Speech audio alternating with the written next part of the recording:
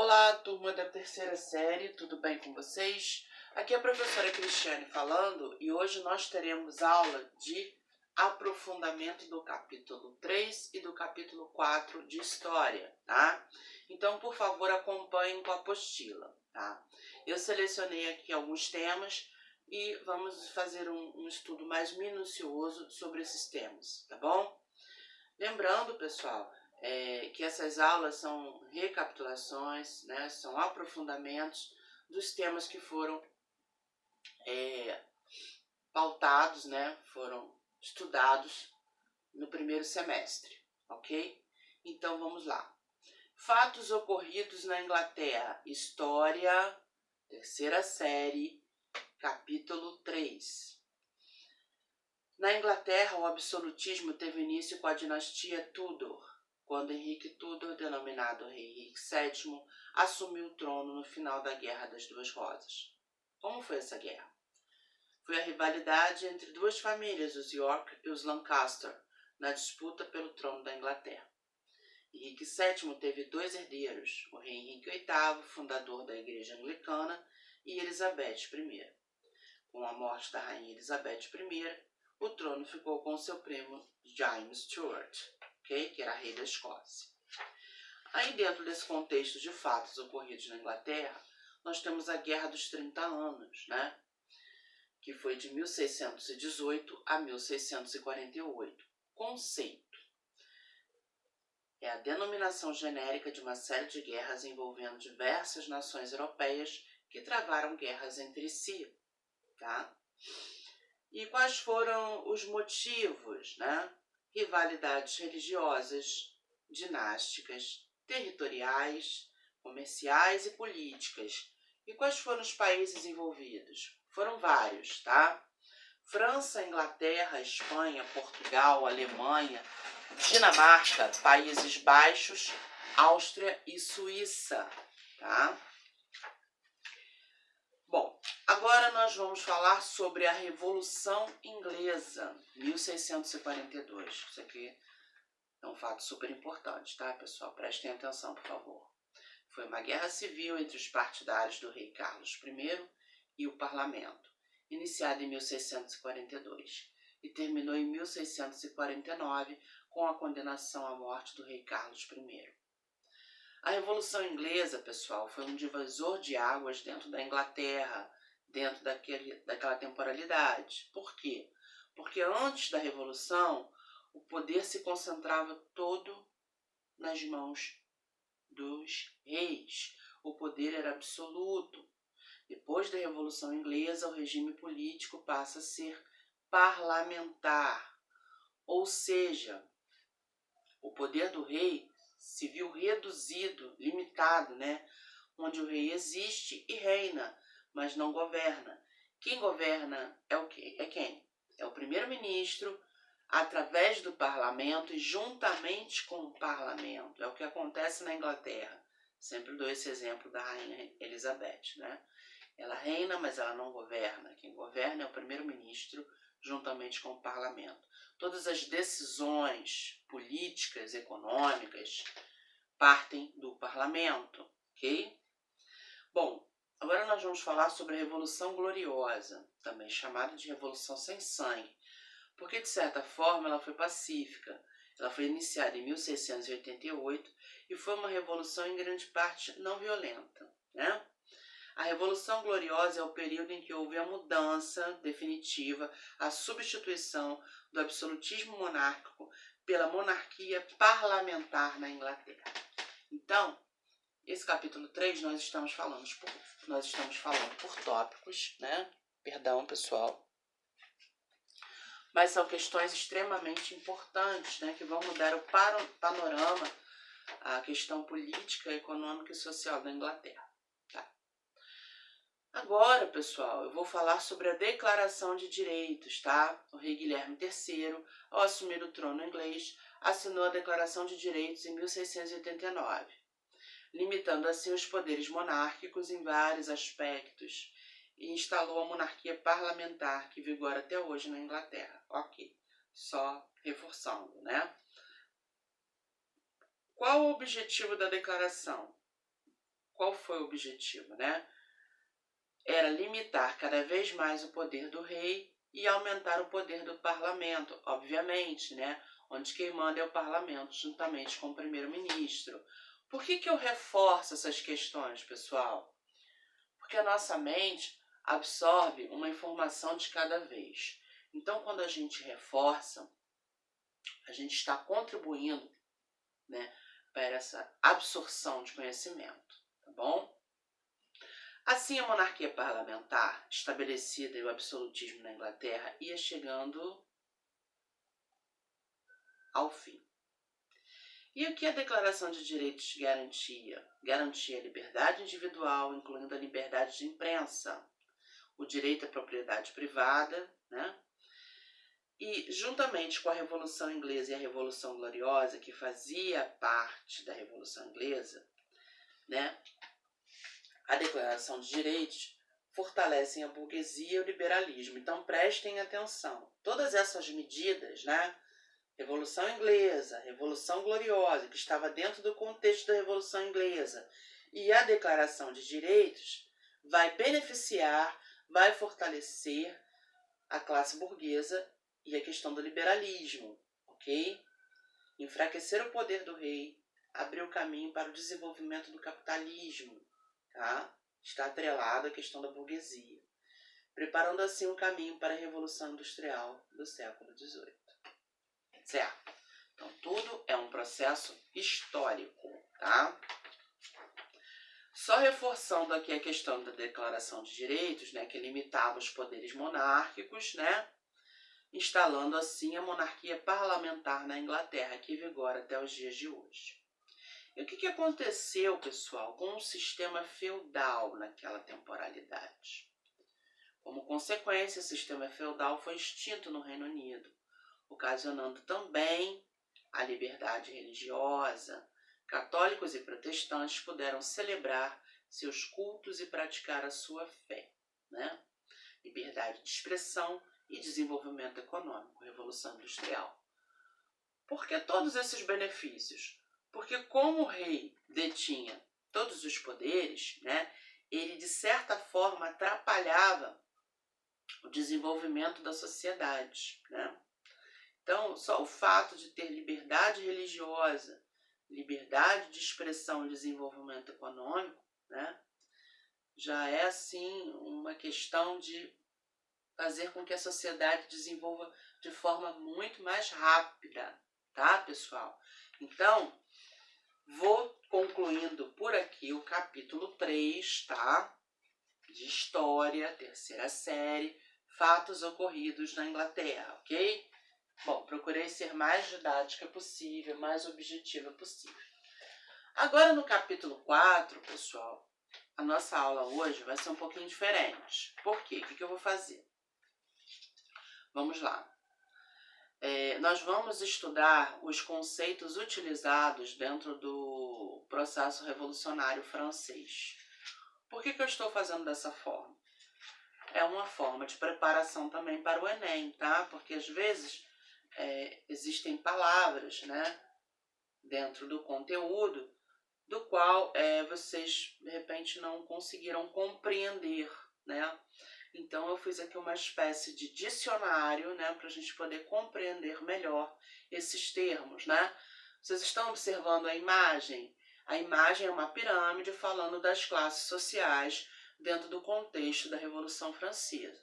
Aí tem uma palavrinha ali em francês chamada sans-culotte, né?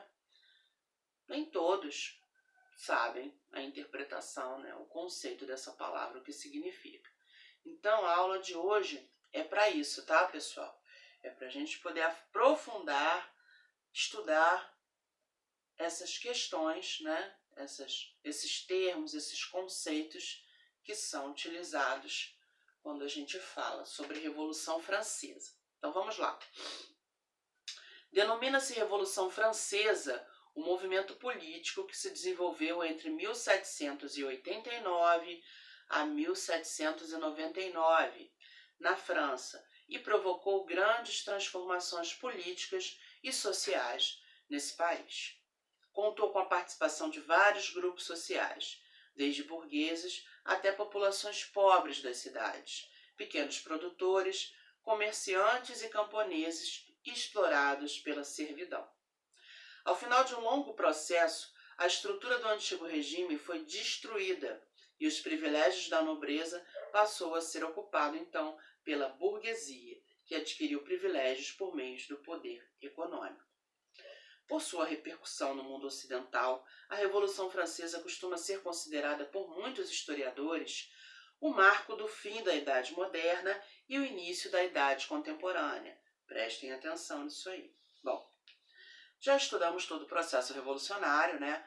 Agora nós vamos estudar de maneira mais aprofundada, pessoal, os termos e conceitos utilizados dentro do contexto da Revolução Francesa, como eu já expliquei, né? Então vamos lá. Primeiramente, nós temos aqui o termo Comuna de Paris.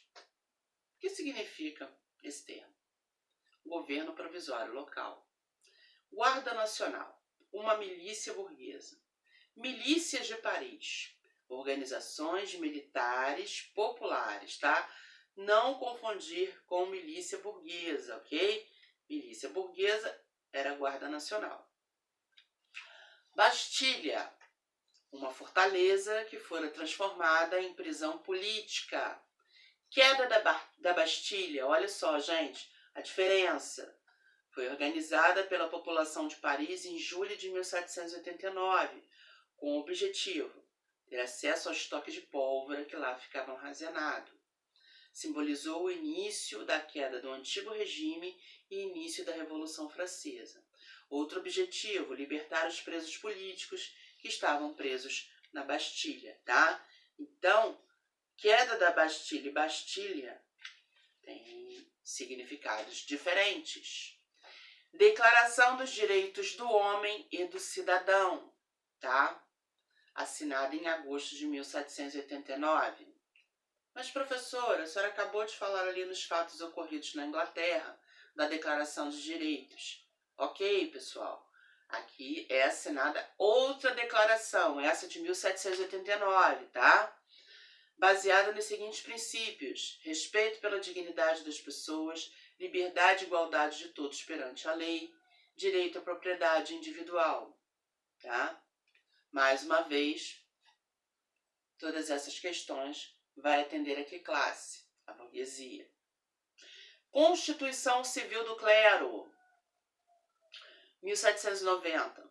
A Assembleia Nacional Constituinte aprovou a Constituição Civil do Clero, separando a Igreja do Estado e transformando os clérigos em assalariados. Os clérigos deveriam jurar e respeitar a nova Constituição Civil do Clero.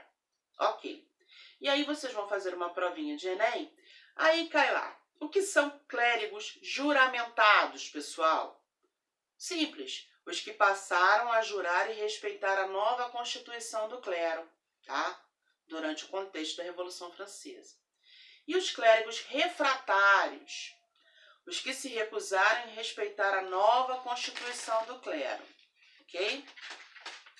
Lei de Le Chapelier, escrito por René Guy de Le Chapelier, proibiu greves, associações e coalizões profissionais, ou seja, sindicatos, sob o risco de pena de morte, junho de 1791. E Declaração de Pionetz. Foi uma declaração redigida no castelo de Pionetz, Alemanha, no final de uma conferência que se realizou entre os dias 25 e 27 de agosto de 1791. Objetivo da declaração: pedido de restituição dos poderes retirados de Luís XVI, e fazia um apelo às potências europeias para que agissem antes que as ideias francesas se expandissem para outros reinos. Ok? Desculpa, pessoal. Voto censitário. Caiu na prova. Enem, UERJ. Somente os cidadãos ativos que pagavam impostos e possuíam dinheiro ou propriedades participavam da vida política. Era o voto censitário. Eleitor passivo eram os não votantes, como mulheres, trabalhadores, desempregados e outros que viviam à margem da sociedade no contexto da Revolução, tá? dentro daquela temporalidade, no contexto daquela temporalidade. Hoje é diferente.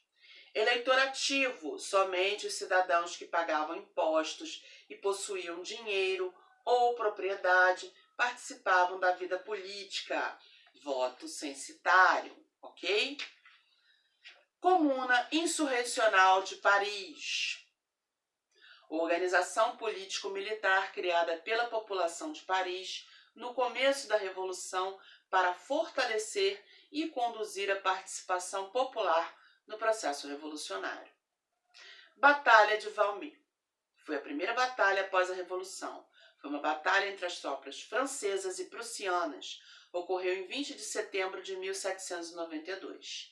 A batalha não chegou a consumar-se, porque o exército prussiano, percebendo a derrota, retirou-se da França. Pátria em perigo. Quando vocês ouvirem esse termo, olhe o significado. Em 1792, a Assembleia declara a pátria em perigo. Todos os cidadãos em condições de pegarem armas e servir a Guarda Nacional são colocados no serviço ativo. Outro termo, massacres de setembro, ocorreu durante a Revolução Francesa, tá? Série de mortes que aconteceram entre 2 e 7 de setembro de 1792. Morreram em torno de 1.300 pessoas. Não confundir com o ataque de 11 de setembro, tá? Olha aí a pegadinha, pessoal. Acontece as pegadinhas, tá? Marselhesa, hino da Revolução Francesa. Questão de classes sociais. Vamos lá. Nós temos o primeiro estado, que era constituído pelo clero, era composto de aproximadamente 120 mil pessoas. Dividia-se em alto clero, que reunia bispos, abades e cônegos, oriundos de famílias da nobreza. Sua fortuna era proveniente de dízimos, contribuições dos fiéis e dos imóveis urbanos e rurais de propriedade das igrejas, ok? E baixo clero era composto de sacerdotes pobres, muitos dos quais simpatizantes das ideias e dos ideais dos revolucionários. Esses sacerdotes eram geralmente responsáveis pelas paróquias mais carentes. Segundo estado, constituído pela nobreza, era composto de aproximadamente 350 mil pessoas. Dividia-se em 3 grupos principais: nobreza cortesã, nobreza provincial, tá? E nobreza de toga. Prestem atenção. Nobreza cortesã, formada por cerca de 4 mil pessoas que viviam no Palácio de Versalhes, em torno do rei, recebendo pensões do Estado em dinheiro. Nobreza provincial, formada por nobres empobrecidos que viviam nas províncias, no interior, e sobreviviam à custa de taxas cobradas dos camponeses, a título de direitos feudais, né? Olha a diferença aí, né? A exploração dos camponeses, né? Nobreza de toga, formada por burgueses ricos que compravam títulos de nobreza e cargos políticos e administrativos. Terceiro estado, constituído pela grande maioria da população, cerca de 96%, reunia mais de 24 milhões de pessoas em diversos grupos sociais, entre os quais podemos distinguir camponeses, sans-culottes, né? Que são sans-culottes? Camada social urbana de aproximadamente 200 mil pessoas que ficavam concentradas em Paris e compostas de aprendizes de ofícios, assalariados e desempregados marginalizados, tá? Pequena burguesia, pequenos comerciantes e artesãos. Média burguesia, profissionais liberais como médicos, advogados, professores e comerciantes. Alta burguesia, banqueiros, grandes empresários e comerciantes, ok? Agora nós vamos falar aqui sobre os girondinos, jacobinos, planície e raivosos, tá? Super importante também. O que eram os girondinos, ou montanheses, representantes da alta e média burguesia, comerciantes, banqueiros, que defendiam posições moderadas, temendo que as camadas populares assumissem o controle da revolução. Jacobinos, representantes da pequena e média burguesia, profissionais liberais, lojistas, funcionários e operários de Paris, o que defendiam posições mais radicais e de interesse popular. Planície, representantes de uma burguesia oportunista, mudavam de posição conforme seus interesses, suas conveniências, tá? E os raivosos? Bom, vamos associar, né? Eram os mais radicais e queriam um povo no poder, ok? Bom, ditadura jacobina.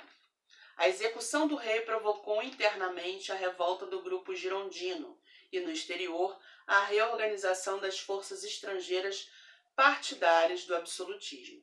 Para enfrentar essa reação, os jacobinos que assumiram o poder, fortalecidos pelo apoio popular, criaram uma série de órgãos encarregados da defesa da Revolução. Tá? Dentre eles, o Comitê de Salvação Pública. O que era o Comitê de Salvação Pública? Era responsável pelo controle do exército e da administração do país. E o que foi o Tribunal Revolucionário? Encarregado de vigiar, prender e punir os traidores da causa revolucionária. O tribunal foi responsável pela morte de milhares de pessoas, consideradas inimigas da Revolução. E fase do terror? Nessa fase, também conhecida como terror, instalou-se uma ditadura dos jacobinos, sob a liderança de Robespierre. Tá? E aí, pessoal, finalizando aqui, nós chegamos aos termos que são relacionados, né, ao finzinho ali da questão da Revolução, tá? A questão do diretório, do consulado, ok? E do golpe de 18 do Brumário. Diretório foi uma fase da Revolução Francesa que foi caracterizado por um governo autoritário de grande aliança com militares, onde se elaborou uma nova Constituição, onde a burguesia se fortaleceu, se vendo livre do antigo regime, ok? E consulado. Este período se caracterizou pela recuperação econômica e pela reorganização jurídica e administrativa na França. Era republicano e controlado por militares, onde 3 cônsules chefiavam o poder executivo: Napoleão, Georges Ducos e Sieyès. Representantes diplomáticos, né? Como Napoleão era o primeiro cônsul da República, era ele quem realmente governava. Durante o consulado, as oposições foram aniquiladas, né? Exterminadas, e a alta burguesia consolidou-se. Projetos de emancipação dos setores populares foram sufocados. Período do consulado: 1799 a 1804. E golpe do 18 do Brumário? Iniciou a era do governo napoleônico na França. Foi um golpe de Estado ocorrido na França e que representou o quê? O fim da Revolução Francesa e a ascensão de Napoleão ao poder. E também a consolidação dos interesses burgueses no país. Tá? No calendário revolucionário francês, este dia ocorreu em 18 do Brumário, do ano 4. Tá? Diferentemente do calendário cristão. Ok? Pessoal, qual o objetivo dessa aula? Tá? Nós já estudamos a questão de todo o processo revolucionário, né? Mas essa aula é uma aula de aprofundamento, correto? Então, esses termos, às vezes, as pessoas podem não assimilar, né? Porque estão ali concentradas na questão do processo revolucionário, na explicação do processo revolucionário. Beleza, ok? E aí, o que a gente faz? Através dessa aula, a gente passa a ter o domínio dos termos utilizados dentro do processo revolucionário, tá bom? Então, eu acho que é de grande utilidade, vai ajudar muito vocês, tá? Até em questões de provas externas, como eu sempre falo, né? Enem, vestibular, enfim. Porque são termos recorrentes, são questões recorrentes e sempre caem em prova, tá bom? E cai no sentido de pegadinha também, tá? Então, eu espero que vocês possam aproveitar bastante esse pequeno dicionário da Revolução Francesa que eu montei para vocês com maior carinho e maior cuidado, tá bom? Dicas para fazer uma boa prova, pessoal. Estudem a apostila, assistam a videoaula, na íntegra, tá? E com certeza vocês farão uma excelente prova. Eu vou ficando por aqui. Um forte abraço, fiquem com Deus e até a próxima aula.